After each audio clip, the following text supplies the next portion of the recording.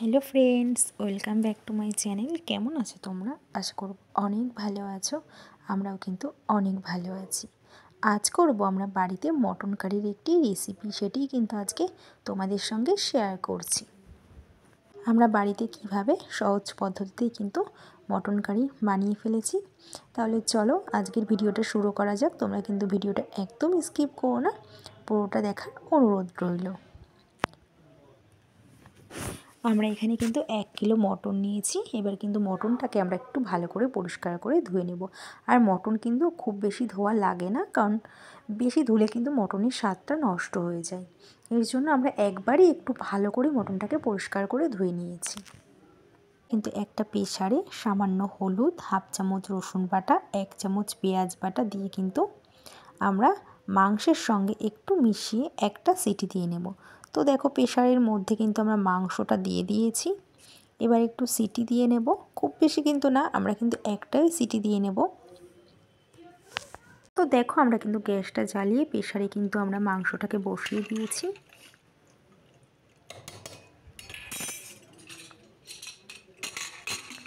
প্রেসারের মুখটাকে ভালো করে আটকে আমরা প্রেসারে বসিয়ে দিয়েছি। এবার কিন্তু একটা কড়াইতে সর্ষের তেল গরম করে আলুগুলিকে আমরা ভেজে নেব লবণ হলুদ দিয়ে। আর বাঙালির কিন্তু আলু ছাড়া একদমই চলে না, তাই কিন্তু আমরা অল্প আলু লবণ হলুদ দিয়ে কিন্তু হালকা করে আমরা ভেজে নিয়েছি। ভাজা হয়ে গেছে, এবার আমরা তুলে নিয়েছি। এবার কিন্তু ওই সর্ষের তেলেই গোটা জিরে, গোটা গরম মশলা দিয়ে কিন্তু আমরা ফোড়নটাকে একটু নাড়িয়ে নেব। খুব ভালো করে কিন্তু আমাদের ফোড়নটাকে নাড়িয়ে নিতে হবে। আর আমরা দিয়েছিলাম 2-3টে মতন তেজপাতা দিয়ে খুব ভালো করে আমরা একটু নাড়াচাড়া করে নেব। এবার আমরা দিয়েছি বেশ খানিকটা কিন্তু পেঁয়াজ কুচি, আর দেব আমরা রঙের জন্য সামান্য একটু চিনি। পেঁয়াজটাকে আমরা লাল লাল করে ভেজে নেব, বেরেস্তার মতন কিন্তু আমরা পেঁয়াজটাকে খুব ভালো করে আমরা ভেজে নেব। তো দেখো আমাদের পেঁয়াজটা কিন্তু ভাজা হচ্ছে। কিন্তু আমরা অল্প দেব পেঁয়াজ বাটা। এবার কিন্তু খুব ভালো করে কিন্তু আমরা একটু কষিয়ে নেব। পেঁয়াজের সঙ্গে খুব ভালো করে কিন্তু কষিয়ে নিতে হবে। পেঁয়াজের গন্ধটা চলে গেলে কিন্তু আমরা 2টো বড় সাইজের টমেটোকে আমরা পেস্ট করে নিয়েছিলাম, সেটি কিন্তু আমরা পেঁয়াজের মধ্যে দিয়ে দেব। পেঁয়াজের সঙ্গে খুব ভালো করে কিন্তু আমরা কষিয়ে নেব। খুব ভালো করে কিন্তু মিশিয়ে মিশিয়ে নাড়তে হবে, কারণ কষানোটাই কিন্তু মেইন। মশলাটাকে খুব ভালো করে আমরা কষিয়ে নিচ্ছি।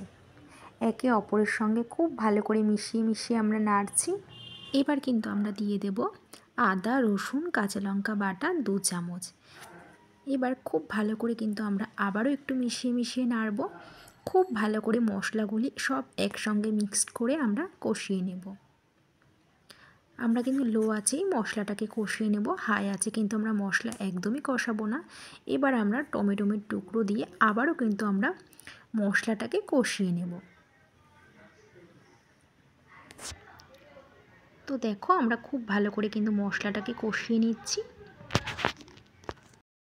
ঠিক এরকমভাবেই কিন্তু আমরা মশলাটাকে কষিয়ে নিচ্ছি। এবার কিন্তু আমরা দেব 2 চামচ ধনে ও জিরে বাটা, আমরা কিন্তু মশলার মধ্যে দিয়ে দেব। এবার কিন্তু খুব ভালো করে মশলার সঙ্গে আমরা আবারও কিন্তু মিশিয়ে নেব। মিশিয়ে খুব ভালো করে কিন্তু কষিয়ে নিতে হবে।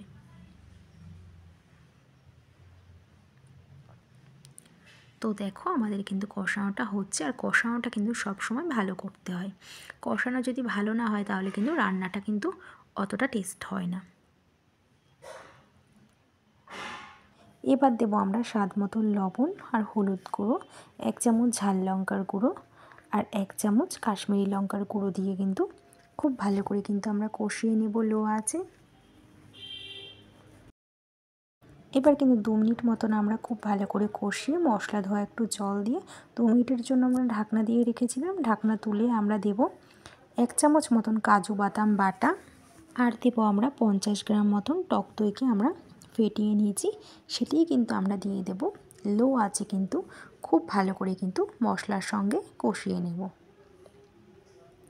কষানোটা কিন্তু খুব ভালো করে করতে হবে। তো দেখো আমরা টক দইকে কিন্তু ফেটিয়ে নিয়েছি।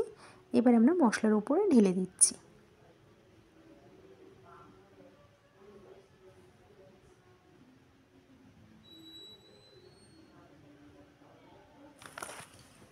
কিন্তু খুব ভালো করে কষিয়ে মশলা থেকে তেল ছাড়তে শুরু করলে কিন্তু আমরা দিয়ে দেবো সেদ্ধ করা মটন। তো দেখো আমরা সেদ্ধ করা মটন কিন্তু আমরা মশলার উপরে দিয়ে দিয়েছি। এবার কিন্তু মটনের সঙ্গে কিন্তু আমরা খুব ভালো করে কিন্তু মিশিয়ে নেব, খুব ভালো করে কিন্তু আমরা কষিয়ে নেব। আর আমরা কিন্তু খুন্তিটা দিয়ে খুব ভালো করে নাড়তে থাকবো, কারণ কষানোটা কিন্তু খুব ভালো করে করব। ভালো করে কষিয়ে আমরা কিছু কাঁচা লঙ্কা দিয়েছিলাম। এবার আবার কিছুক্ষণের জন্য ঢাকনা দিয়ে রেখেছিলাম। ঢাকনা তুলে কিন্তু মটনটাকে আমরা আবারও একটু ভালো করে নাড়াচাড়া করে নেব।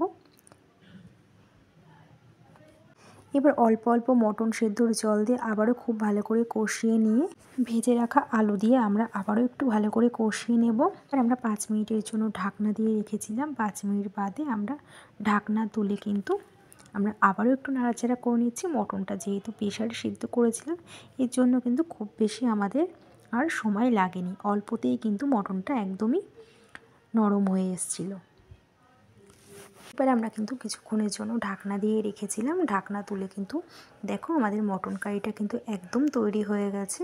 এবার কিন্তু আমরা গোটা গরম মশলাকে হামানদিস্তাতে গুঁড়ো করে নিয়েছি, সেটি কিন্তু আমরা মটন কারির উপরে দিয়ে দেব। তো দেখো আমরা গোটা গরম মশলা গুঁড়ো দিয়ে দিয়েছি। এবার কিন্তু খুব ভালো করে কিন্তু আমরা মিশিয়ে নেব। তো দেখো আমাদের কিন্তু তৈরি হয়ে গেছে আজকে মটন কারি রেসিপিটা। ফ্রেন্ডস, কেমন হয়েছে আজকে আমাদের মটন কারি রেসিপিটা? আজকে এই রেসিপিটা যদি তোমাদের ভালো লেগে থাকে তাহলে কিন্তু অবশ্যই একটি কমেন্ট করে জানিও। আমরা এখানে মটনটাকে একটি বাটিতে কিন্তু তুলে ফেলেছি। সত্যি খেতে কিন্তু অসাধারণ হয়েছিল। আর আজকে এই রেসিপিটা যদি তোমাদের ভালো লেগে থাকে তাহলে কিন্তু তোমরাও বাড়িতে কিন্তু একবার ট্রাই করে দেখতে পারো। তো আজ এই পর্যন্ত, আবার দেখা হবে নেক্সট ভিডিওতে। ততক্ষণ তোমরা সুস্থ থেকো, ভালো থেকো।